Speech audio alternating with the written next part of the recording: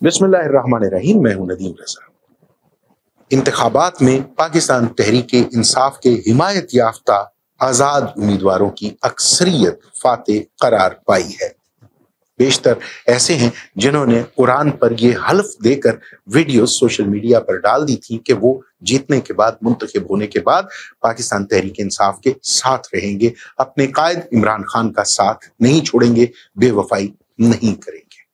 इसके अलावा बैरिस्टर गौहर ने और पाकिस्तान तहरीक इंसाफ की दीगर सीनियर क़यादत ने यह दावा किया है, यह भी कहा है कि तमाम अरकान जो तहरीक इंसाफ की हमायत से मुंतखब हुए हैं, उन्होंने हल्फनामा जमात को, जो पार्टी क़यादत है, उसको जमा करवा रखा है। सो जो भी शख्स जिसके बारे में ये तबसरा, ये खबर, ये तज्जिया सामने आ रहा है कि वो पाकिस्तान तहरीक इंसाफ से रस्ते अलग कर लेगा, राहें जुदा कर लेगा, वो अपने मुस्तकबिल को तारीक करेगा।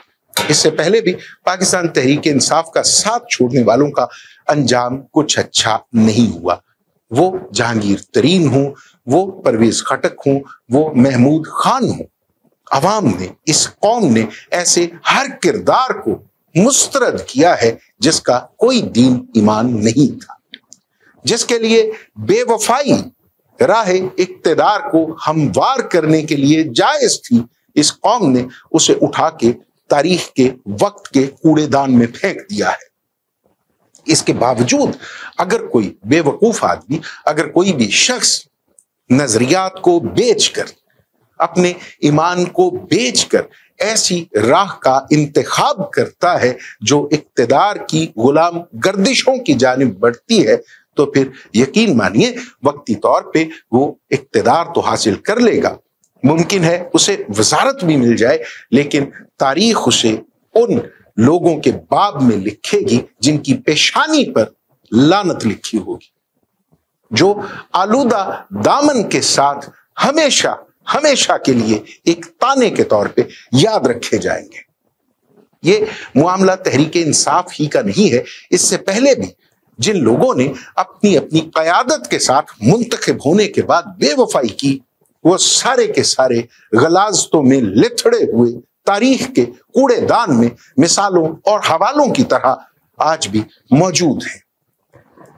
पीपल्स पार्टी को छोड़ने वाले हों, जुल्फकार अली भुट्टो के बुरे वक्त में रास्ता अलग करने वाले हों, या फिर नवाज शरीफ पर जब बुरा वक्त आया उसे छोड़कर ताकतवर हलकों के साथ मिलने वाले हों, उन्होंने रुसवाई के सिवा कुछ नहीं कमाया। और इस बार मामला इमरान खान का है, जिसने ये साबित किया है कि वो इस कौम का, इस रियासत का सबसे मकबूल लीडर है।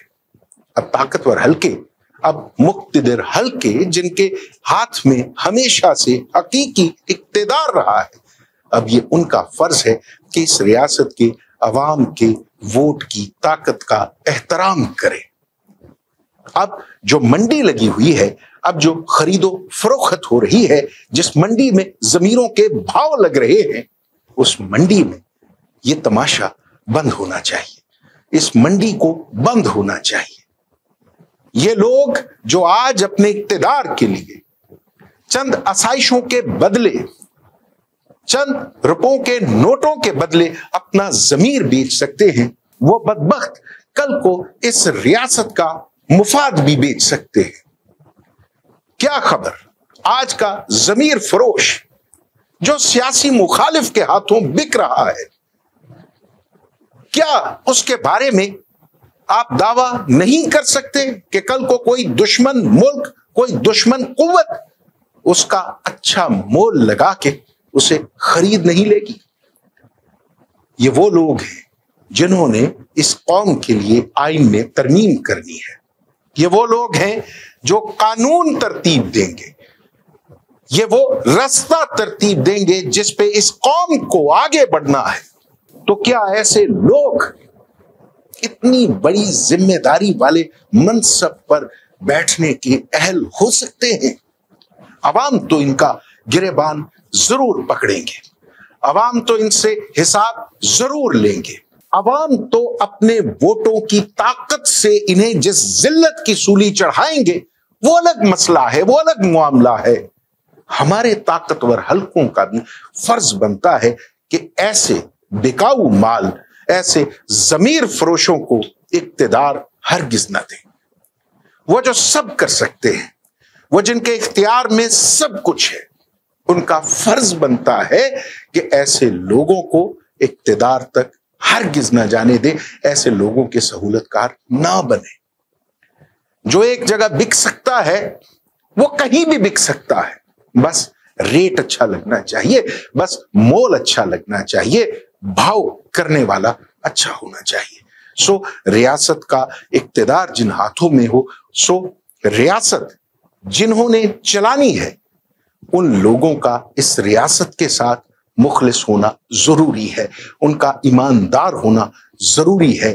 کوئی ایسا شخص جس کے ضمیر پر برائے فروخت کا بورڈ آویزاں ہو، ایسے شخص کو اقتدار سونپنا خود اس ریاست کے ساتھ دشمنی کے مترادف ہے۔ سو اب ایک نیا باب کھلنے جا رہا ہے۔ سو اب ریاست ایک نئے سفر پر گامزن ہونے جا رہی ہے۔ یہ سفر ہرگز آسان نہیں ہے۔ ہمارے اس سفر میں معاشی حوالے سے مشکلات ہیں، ہمارے اس سفر میں اور بھی بہت سے معاملات ہیں۔ ایسے وقت میں تمام تر جو ذاتی اختلاف رائے ہے، جو ذاتی دشمنیاں ہیں، ان کو پس پشت ڈالتے ہوئے تمام سوچوں کا مرکز، تمام فیصلوں کا مرکز ریاستی مفاد ہونا چاہیے، اور جن لوگوں کو اس قوم نے منتخب کیا ہے، اقتدار ان کے سپرد کر دینا چاہیے۔ اس سے پہلے ہر شخص نے، ہر طاقتور حلقے نے، خواہ اس کا تعلق انصاف سے ہو، قانون نافذ کرنے سے ہو، یا پھر وہ اشرافیہ، وہ بیوروکریسی، وہ بدماشیہ جو ہمیشہ سے اس قوم کے اقتدار پہ قابض رہی ہے، خواہ کسی شخص کا تعلق اس طبقے سے ہو، سب نے اپنی اپنی دانست میں مداخلت کر کے یہ کوشش کی ہے کہ عوامی رائے عامہ کو مسترد کرتے ہوئے اسی اشرافیہ کو عنان اقتدار تھمائی جائے، اسی اشرافیہ کو اس ریاست پر مسلط رکھا جائے جو پچھلے 76 سال سے اس عوام کا، اس قوم کا لہو چوس رہی ہے۔ بہرحال آنے والے چند دنوں میں یہ فیصلہ ہو جائے گا کہ مقتدر کون ہوتا ہے، اقتدار کس کے پاس آتا ہے، حکومت کس کے ہاتھ آتی ہے، اور کون ہے، کون سا طبقہ ہے، کون سی جماعت ہے، اور کون سے لوگ ہیں جو اپوزیشن کا انتخاب کرتے ہیں۔ جو بھی اقتدار میں آئے اس کو چاہیے کہ تمام تر ذاتی اختلافات، سیاسی اختلافات کو پس پشت ڈالتے ہوئے، بالائے طاق رکھتے ہوئے، تمام تر فیصلے ملکی مفاد کے زاویے سے حالات کو دیکھتے ہوئے کرے۔ اور جو اپوزیشن بینچوں پر بیٹھتے ہیں ان کے لیے بھی لازم ہے، واجب ہے، فرض ہے کہ وہ اختلاف برائے اختلاف کے بجائے اس ریاست کے مفاد کو مد نظر رکھتے ہوئے اپنا کردار نبھائیں۔ اگر ہم آپس میں لڑتے رہیں گے، ہماری قیادت صرف جھگڑوں اور اپنی مراعات کو مد نظر رکھے گی، وزارتوں کی بندر بانٹ رہے گی، اقتدار کی کھینچا تانی رہے گی، اختیارات کا حصول مطمع نظر بنا رہے گا، تو پھر یقین مانیے اس ریاست کا رستہ مزید کھوٹا ہوگا، اس کی منزل مزید دور چلی جائے گی۔